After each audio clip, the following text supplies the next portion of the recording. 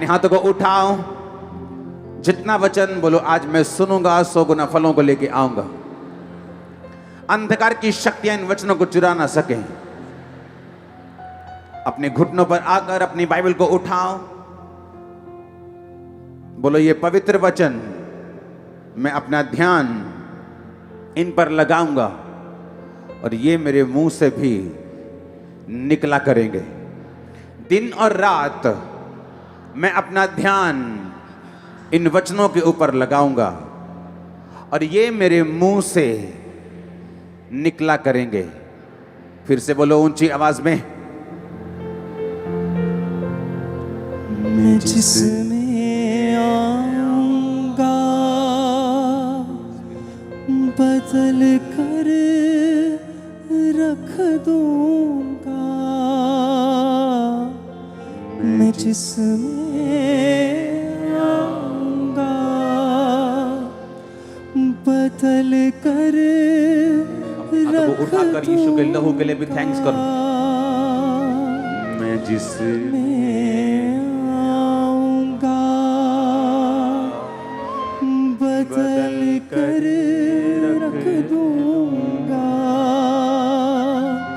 मुझे कहते हैं यीशु मसीहा खुदावंद का जिंदा लहू, मेरा काम है देना शिफा। मैं जिसको छू लूंगा पवित्र दूंगा। मैं जिसको छू लूंगा पवित्र कर दूंगा। मैं जिसमें आऊंगा बदल कर रख दूंगा। मैं जिसमें आऊंगा बदल कर रख दूंगा। मुझे कहते हैं यीशु मसीहा खुदावंद का जिंदा लहू, अपने हाथों को उठाकर यीशु के लहू के लिए मुझे कहते जो आज भी ताजा है, अपने हाथों को उठाओ उस लहू के लिए जो आज भी ताजा है। आज भी उसकी एक बूंद सब बीमारियों के लिए ज्यादा है। उसकी एक बूंद सब लोगों की साल्वेशन के लिए भी ज्यादा है। वो लहू जो आज भी ताजा और काम करता है। अपने हाथों को उठा के इस लहू के लिए थैंक्स करो ऊंची आवाज में। उसके लहू से छुपाओ अपनी फैमिली को, उसके लहू से छुपाओ अपने आप को, उसके लहू में छुपाओ अपने सब कामों को, उसके लहू में छुपाओ। उसका लहू शैतान की योजनाओं को नाश करता, उसका लहू शैतान को शर्मिंदा करता, उसका लहू तुम्हें ताकत देता। अपने हाथों को उठाकर उसके लहू के लिए थैंक्स करते जाओ। मैं जिसमें आऊंगा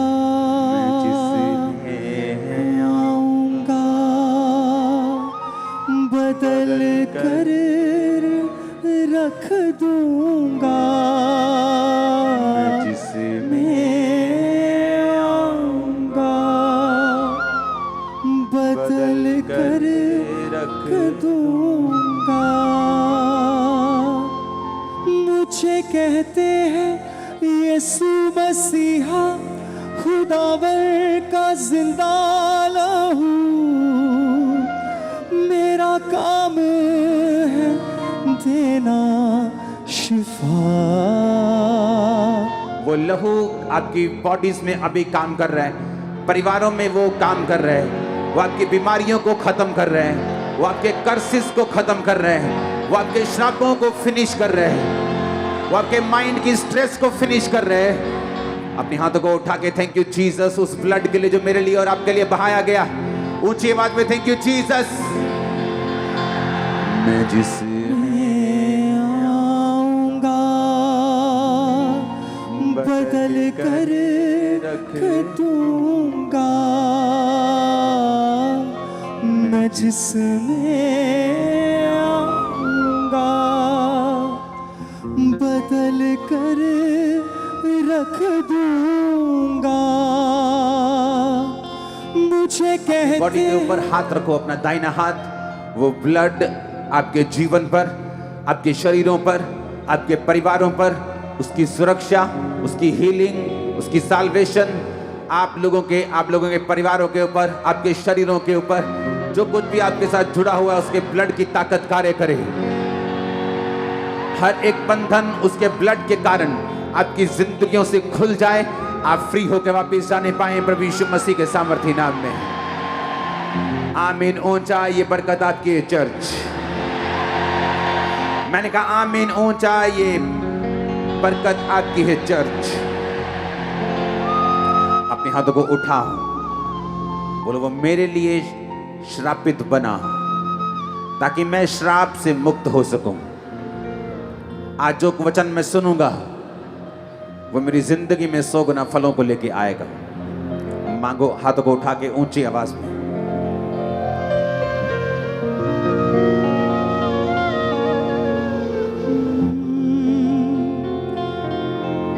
पाक करने वाला, पाक होने वाले एक ही नस्ल से है। भाई कहने वाला, भाई बनने वाले एक ही नस्ल से है, एक ही नस्ल से है।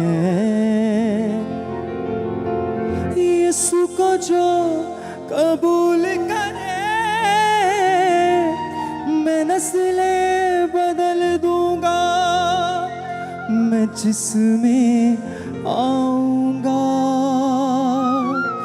बदल कर रख दूंगा। मैं प्रभु यीशु मसीह के सामर्थी नाम में हम मांगते हैं। आप ब्लेस हैं यीशु मसीह के नाम में। तारीफ करो एक बार जोर से, आनंदित हो के नहीं। अपने पड़ोसी को हंस के बोलो वो मैं आनंदित हूं क्योंकि मैं स्वर्ग जा रहा हूं। आमीन। और कोई शैतान ये छीन नहीं सकता आपसे। हालेलुया। ये जो हम सॉन्ग अभी गा रहे थे ना, मैं जिस पे आऊंगा नस्लें बदल दूंगा।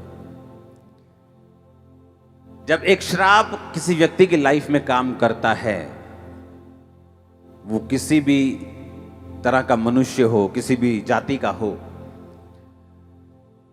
उसमें लक्षण होते हैं कि ये श्राप के नीचे वो क्रोध हो सकता है, वो विरोध हो सकता है, वो उसके परिवार की, उसके पूर्वजों की वो लाइन हो सकती है जहां कोई भी लंबी उम्र नहीं जीता। क्योंकि बाइबल में लिखा, परमेश्वर ने कहा लंबी आयु एक श्राप नहीं एक वरदान है। एक औरत जो अच्छी भली है लेकिन उसका पति उससे भी कम औरत की ओर देखता और उसके साथ रहता है अपना परिवार छोड़ के, ये कर्ज की निशानी है। इंटेलिजेंट होने के बावजूद भी अपनी लाइफ में संघर्ष करना और अपने से कम इंटेलिजेंट लोगों को अपने से आगे बढ़ते हुए देखना, ये एक कर्ज की निशानी है। कुछ भी करते रहना लेकिन गरीबी के श्राप से बाहर ना आना, ये कर्ज की निशानी है। कुछ भी करते रहना, बीमारी एक गई, दूसरी, तीसरी, चौथी, पांचवी, छुटकारा ना पाना, एक कर्ज की निशानी है। बाइबल में लिखा, इसीलिए जब पुराने नियम में हम देखते हैं, जब परमेश्वर ने मूसा को कहा कि मूसा, व्यभिचार के कारण ये लोग मर रहे हैं, अब तू ऐसा करना, एक सांप को, पीतल के सांप को क्रॉस पर चढ़ा देना। जो कोई मरने वाला, जो कोई सांप का डसा हुआ, जो कोई जस्ट 2, 4, 5, 10 मिनट में मरने वाला है, अगर उस लटके हुए सांप को देख लेगा तो वो मरेगा नहीं। बाइबल में लिखा, मूसा ने उस सांप को क्रॉस पर लटका दिया, और जब कोई सांप किसी मनुष्य को, किसी व्यक्ति को डसता था और वो लटके हुए उस क्रूस सांप को जो क्रूस पर लटका हुआ था देख लेता था तो वो मरता नहीं था। ये एक भविष्यवाणी थी। परमेश्वर ने मूसा के द्वारा कहलाया था कि मेरे बाद जो एक भविष्यद्वक्ता होगा, जो परमेश्वर तुम लोगों में लेके आएगा, तुम सब लोग उसी की सुनना। जो कोई उसकी ना सुनेगा वो लोगों में से नाश किया जाएगा। वो अपने पापों में मर जाएगा, अपनी बीमारियों में मर जाएगा, अपने ही बुने हुए जालों में फंसकर मर जाएगा। लेकिन जो कोई उस भविष्यद्वक्ता की सुनेगा, बाइबल कहती है, परमेश्वर ने कहा, वो बचाया जाएगा। और परमेश्वर ने कहा मूसा से कि जो कोई तुम्हारे बाद जो भविष्यद्वक्ता आने वाला है उसकी सुनेगा, वो बचाया जाएगा। बाइबल कहती है कि अगर कुर्बानी परमेश्वर यीशु मसीह ने देनी होती तो वो सिंपल कुर्बानी दे देते, तलवार से मारे जाते या कोई उनका खून कर देता या कहीं किसी भी और घटना से वो मर जाते। पर बाइबल में लिखा उन्होंने क्रॉस की मृत्यु क्यों सही, क्यों यीशु मसीह क्रॉस पर चढ़ाए गए। अब व्यवस्था विवरण 21 उसकी 22 और 23 आयत में लिखा, फिर यदि किसी के प्राण दंड के योग्य कोई पाप हुआ हो जिससे वो मार डाला जाए तो उसके शव को वृक्ष पर लटका देना और वो शव रात को वृक्ष पर टंगा ना रहे, अवश्य उसी दिन उसे मिट्टी देना, क्योंकि जो लटकाया गया हो वो परमेश्वर की ओर से श्रापित ठहरता है। अब यहां पर परमेश्वर ने कहा पुराने नियम में कि अगर कोई प्राण दंड के योग्य कोई ऐसा पाप करे जिसकी जो सजा हो वो मौत हो, तो उसको लकड़ी पे, वृक्ष पे लटका देना, लेकिन उस वृक्ष पे लटके हुए उस लाश को रात तक रहने मत देना, उसको शाम को ही उतार देना, क्योंकि जो कोई लकड़ी पे लटकाया जाता है वो श्रापित है। जो कोई लटकाया गया हो वह परमेश्वर की ओर से शापित ठहरता है। बाइबल कहती है जब आदम और हवा ने पाप किया तो परमेश्वर ने हवा को श्रापित किया कि तूने परमेश्वर की बात को नहीं समझा, तू श्रापित है। आदम को श्रापित किया, पृथ्वी को श्रापित किया, सभी को श्रापित किया। और बाइबल कहती है आदम के हवा के ब्लड में पाप चला गया, और जब ब्लड में पाप चला गया, जितनी भी उनकी संतानें हुई, धरती पर हर एक संतान जो है वो आदम और हवा के जरिए हुई। और बाइबल कहती है वो कर्स, वो पाप जो था वो ब्लड में लोगों के आगे ट्रांसफर होता गया। इसीलिए लोगों के जो स्वभाव में जो गुस्सा है, जो क्रोध है, जो मार कुटाई है, वो उनके स्वभाव से नहीं जा सकती, क्योंकि बाइबल कहती है वो श्राप के नीचे हैं। वो आदम और हवा के उस श्राप के नीचे हैं जो परमेश्वर ने उनको दिया था। अब बाइबल कहती है जब प्रभु यीशु मसीह क्यों आए, बाइबल कहती है प्रभु यीशु मसीह इसलिए आए कि हमें उस श्राप से मुक्ति दे सकें जो आदम और हवा के कारण हमारे ब्लड में आया। अब पुराने नियम में लिखा कि जो कोई उस क्रूस पर, वृक्ष पर लटकाया जाता है वो श्रापित है। हालेलुया। अब जब प्रभु यीशु मसीह को यह बात मालूम थी कि इन्होंने पाप किया और मुझे इनके लिए कुर्बानी को देना है, ओके, अगर किसी ने मान लो कोई ऐसा काम किया जिसकी सजा फांसी है, और एक व्यक्ति ऐसा आए जो ये बोले कि मैं इसकी जगह फांसी लेने के लिए तैयार हूं, तो वो ये नहीं कह सकता कि मैं मरने के लिए तैयार हूं, मुझे फांसी नहीं दी जानी चाहिए, मुझे और कोई सजा दे दो, मुझे तलवार से मार दो, मुझे कोई टीका लगा दो। ऐसा कोई नहीं कह सकता। अगर उसकी जगह तुमने प्राण दंड लेना है तो जो सजा इस मनुष्य की थी वो सजा तुमको लेनी पड़ेगी। कितनों को ये बात समझ आ गई? अब बाइबल कहती है कि जब हम पाप के नीचे थे तो बाइबल कहती है पाप की मजदूरी जो थी वो मौत थी।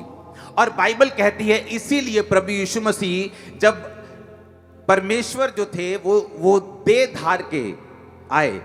यहोवा पिता वो एक ही परमेश्वर है, लेकिन उसका आत्मा काम करता है, और प्रभु यीशु मसीह यानी उसका शब्द, उसकी जुबान, जैसे हम बोलते हैं बंदे दी एक कोई जुबान हुंदी, उसी तरह परमेश्वर की एक ही जुबान है जिस जुबान का नाम है प्रभु यीशु मसीह। और बाइबल कहती है वो देह धार कर बिना किसी इंसान के, बिना किसी मेल के, बिना किसी जेंट्स के स्पर्म के बीज के, बाइबल कहती है वो बिना किसी इंसानी मेल मिलाप के कुंवारी के जरिए आया, और इसीलिए वो सबसे पवित्र परमेश्वर है इस दुनिया के ऊपर।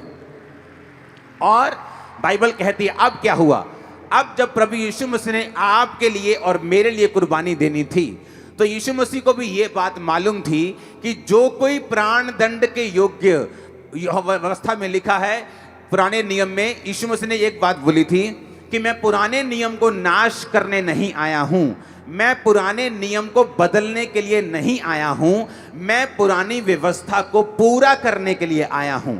तो जब प्रभु यीशु मसीह ने मेरे और आपके लिए जान देनी थी, तो ये जरूरी था कि वो वृक्ष के ऊपर यानी लकड़ी के ऊपर वो लटकाया जाए और वही मौत ले जो आपको और मुझको मिलनी थी अपने पापों और गुनाहों के कारण। अब बाइबल कहती है जब प्रभु यीशु मसीह को गलातियों 3 उसकी 13 आयत में लिखा, मसीह ने जो हमारे लिए श्रापित बना हमें मोल लेकर व्यवस्था के श्राप से छुड़ाया, क्योंकि लिखा है जो कोई काठ पर लटकाया जाता है वह श्रापित है। अब बाइबल कहती है वो हमारे लिए श्रापित बना।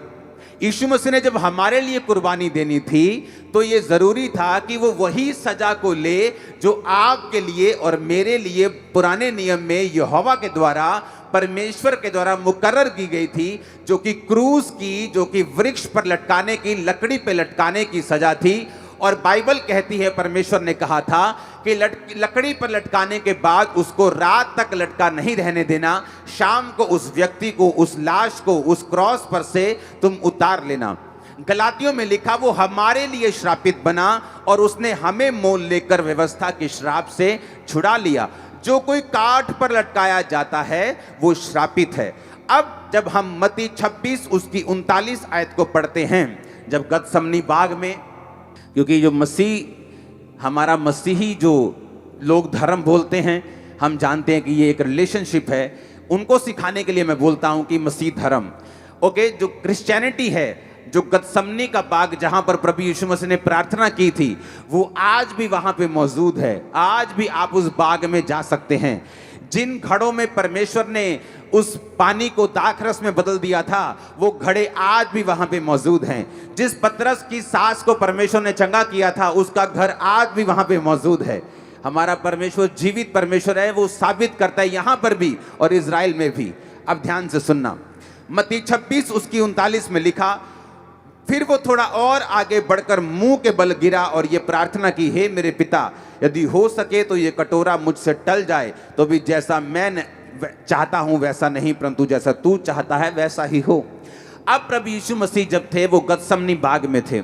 लोगों को लगता है कि जब यीशु मसीह ऐसी प्रार्थना कर रहे थे, बाइबल कहती है उनका पसीना जो था वो लहू की बूंदें बन बनकर जमीन पर गिर रहा था। इस लेवल का जो परमेश्वर के ऊपर बोझ था, इस लेवल का। अब लोग ये सोचते हैं कि यीशु मसीह ये कह रहे थे कि जो अगले दिन मैं क्रॉस उठाने वाला हूं, हे पिता ये कटोरा मुझसे टल जाए, लेकिन ऐसा नहीं है। यीशु मसीह को ये बात मालूम थी कि मैं क्रॉस पर लटकाया जाऊंगा और पुराने नियम को पूरा करूंगा कि प्राण दंड के योग्य अगर किसी में गुनाह हो तो वो वृक्ष पर ही लटकाया जा सकता है, लकड़ी पर ही लटकाया जा सकता है।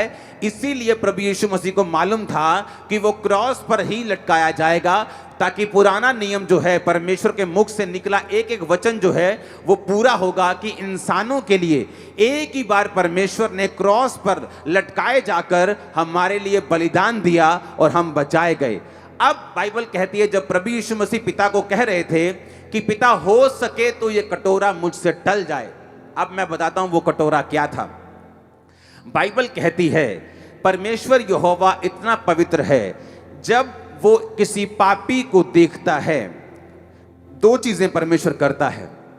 जब आप प्रभु यीशु मसीह को अपना मुक्तिदाता ग्रहण करते हैं, वचन कहता है वो आपके सारे पापों को लेता है और अपने पीठ पीछे फेंक देता है।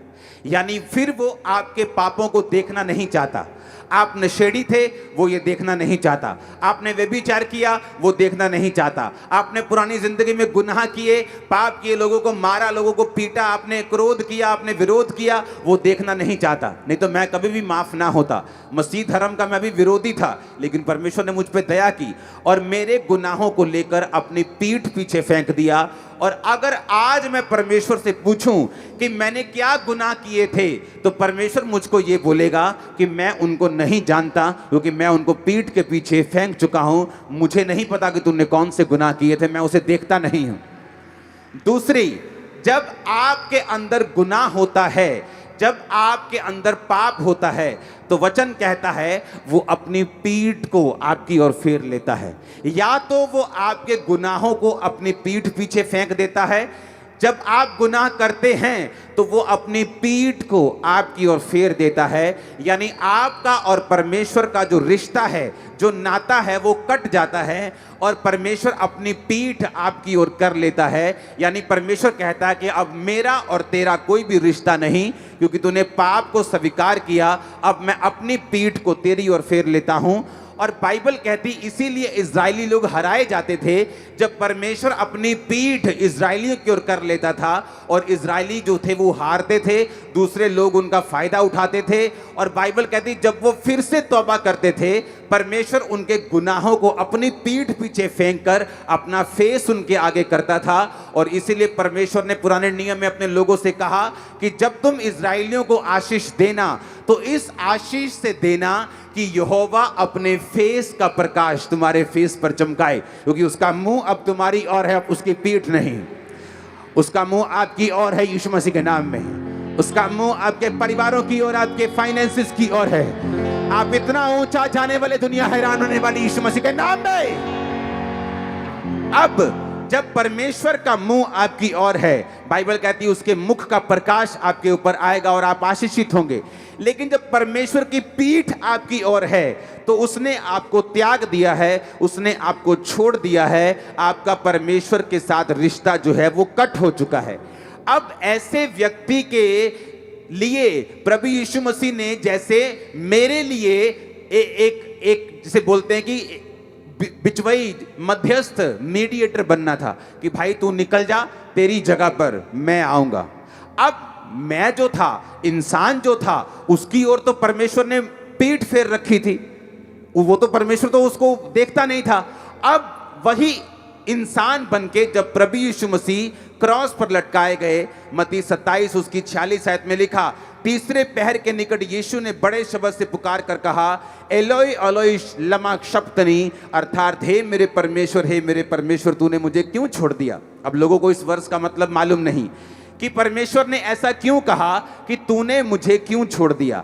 बाइबल कहती है अब मेरे और आपके लिए जब यीशु मसीह क्रॉस पर लटका दिए गए, तो वचन कहता है जो कोई काठ पे लटकाया जाता है वो श्रापित है। और जब श्रापित वचन बाइबल में यूज होता है, इसका मतलब यह है कि यहोवा ने अपनी पीठ तुम्हारी ओर फेर ली है, वो अपनी पीठ तुम्हारी ओर करके बैठा है और अपने फेस को तुमसे दूर कर कर अपना रिश्ता तुम्हारे साथ तोड़ लिया है। और जब प्रभु यीशु मसीह क्रूस पर थे और जब यीशु मसीह ने यहोवा परमेश्वर की ओर देखा, तो उसको उसका चेहरा नहीं बल्कि पीठ दिखी, क्योंकि परमेश्वर ने यीशु मसीह को कुछ देर के लिए, जब वो मेरे और आपके लिए क्रॉस पर लटक रहा था और पाप बना हुआ था और बलिदान बना हुआ था और पाप को रिप्रेजेंट कर रहा था, तो परमेश्वर यहोवा ने अपनी पीठ उसकी ओर फेर ली थी। इसीलिए परमेश्वर यीशु मसीह ने कहा था, एलोई एलोई लमा शब्तनी, हे मेरे परमेश्वर तूने मुझे क्यों छोड़ दिया।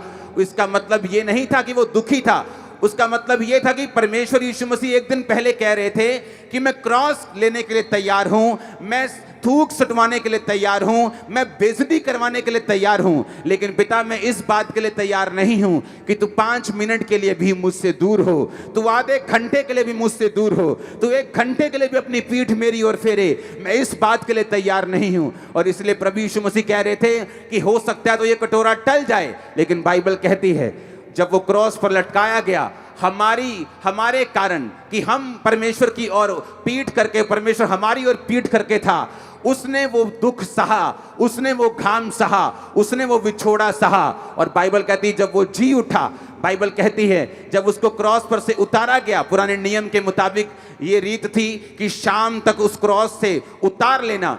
वो लोग सोच रहे थे जिन्होंने क्रूस पर चढ़ाया था कि हम कर रहे हैं, उनको लगता था कि यीशु मसीह इतनी जल्दी कैसे मर गया।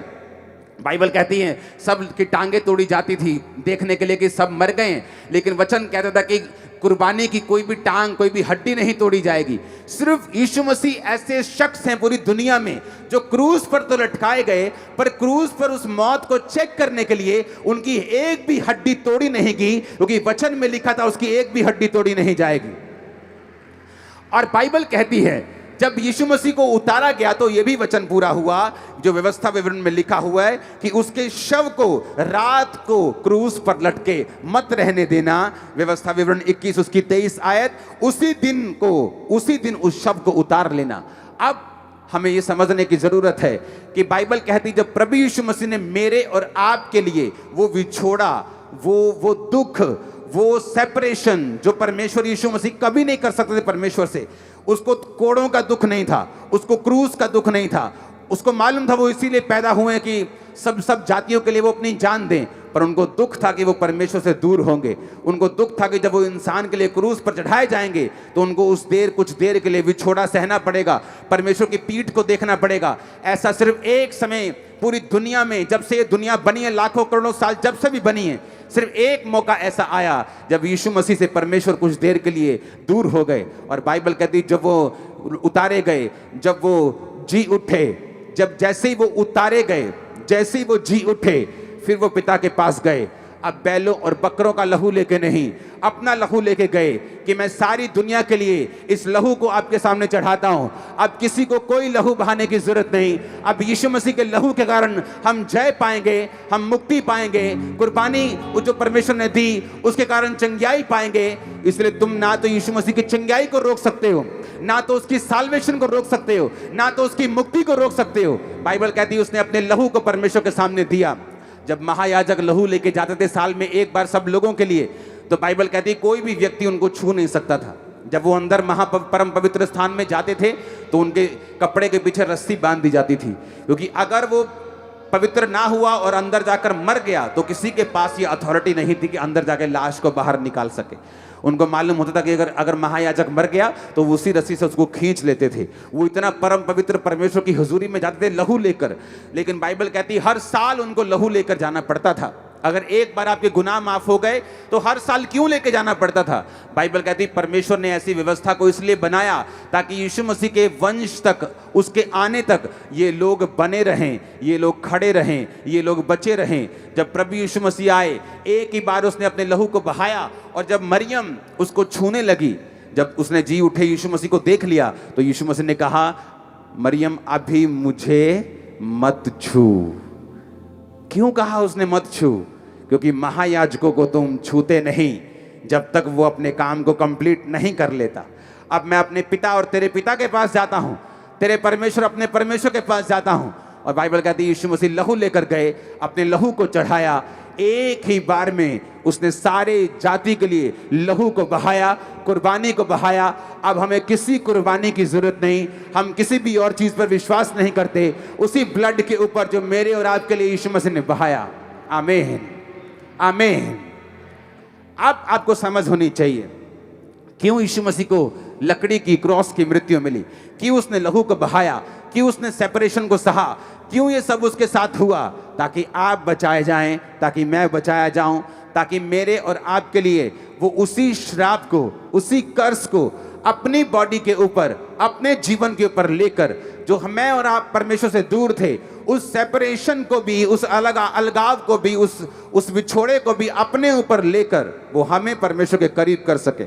इसलिए आज जो कोई भी जाति, कोई भी व्यक्ति जब ये मानता है कि प्रभु यीशु मसीह तूने मेरे लिए लहू बहाया, तू मेरे लिए मारा गया, गाड़ा गया और तीसरे दिन मुर्दों में से जी उठा, उन्हीं श्रापों से जो आज भी पृथ्वी पर काम करते हैं, वो बीमारियों के श्राप, वो गरीबी के श्राप, वो कलेशों के श्राप, वो सारे श्राप, वो उदासी के श्राप, बाइबल कहती है वो सारे श्राप आपकी जिंदगी से दूर होते हैं, क्योंकि आप विश्वास करते हैं कि यीशु मसीह मेरे लिए श्रापित बना, वो काट पर लटकाया गया।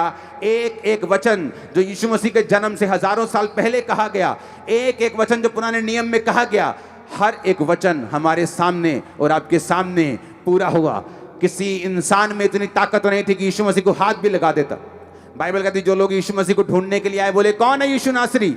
जब यीशु मसीह ने कहा मैं हूं, तो सब लोग गिर गए थे। किसी की हिम्मत नहीं थी पकड़ने की। लेकिन यीशु मसीह ने कहा, मैंने तुम्हारे बीच में प्रचार किया, तुम्हारे लंगड़ों को चलाया, तुम्हारे अंधों को आंखें दी, तुम्हारे मुर्दों को जीवित किया, तब तुम मुझे हाथ भी नहीं लगा सके। ऐसा नहीं था कि यीशु मसीह ने कोई 15-20 रफल वाले रखे हुए थे, कोई हाथ ना लगा सके। बाइबल कहती वो चेलों के साथ रहता था, लेकिन बाइबल कहती कोई मनुष्य उसको हाथ नहीं लगा सका, उसमें इतनी पावर थी।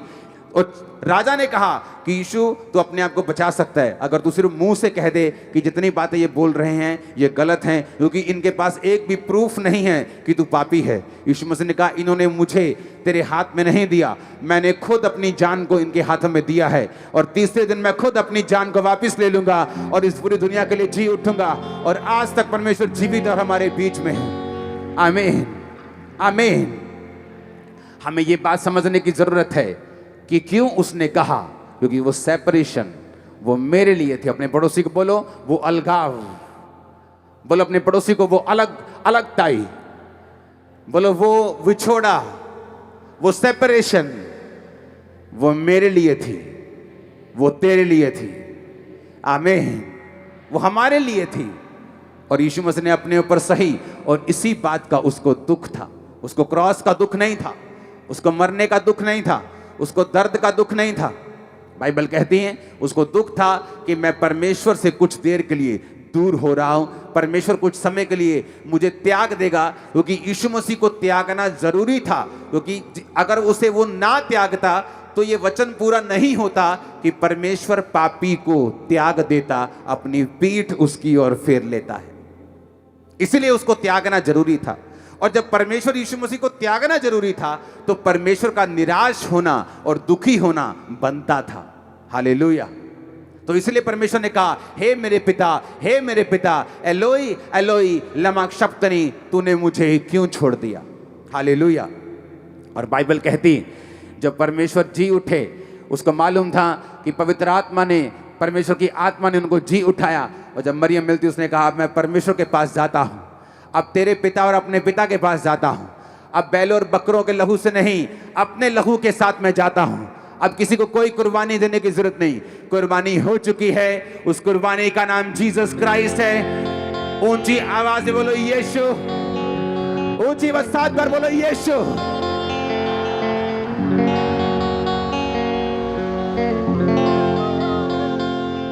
आमीन, आमीन।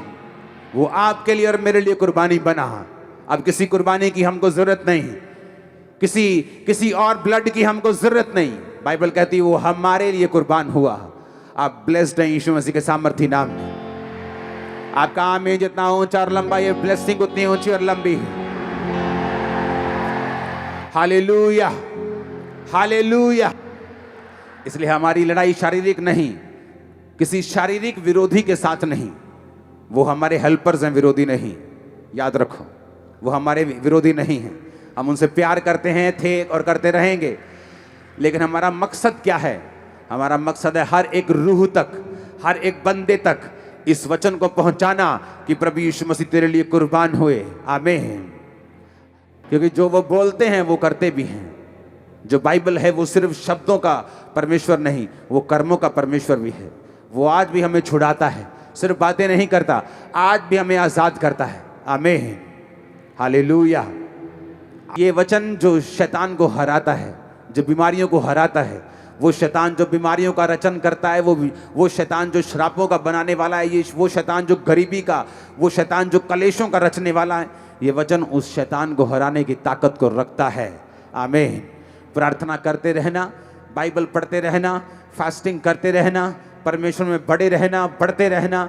एक बड़ी बेदारी को अपनी आंखों के सामने तुम देखने वाले हो। और शैतान को परमेश्वर तुम्हारे पांव के नीचे से ऐसा कुचलवाएगा, तुम याद रखोगे। Hallelujah, hallelujah. अपने हाथों को उठा, बोलो थैंक यू जीसस। ऊंची आवाज में बोलेंगे थैंक यू जीसस। हमारे YouTube चैनल को सब्सक्राइब करें ताकि आप परमेश्वर के गहरे वेदों को जान सकें कि कैसे आप परमेश्वर में बढ़ सकते हैं, कैसे आप दुष्ट आत्माओं से, नशों से, बीमारियों से और वंशों के श्रापों से आजाद हो सकते हैं।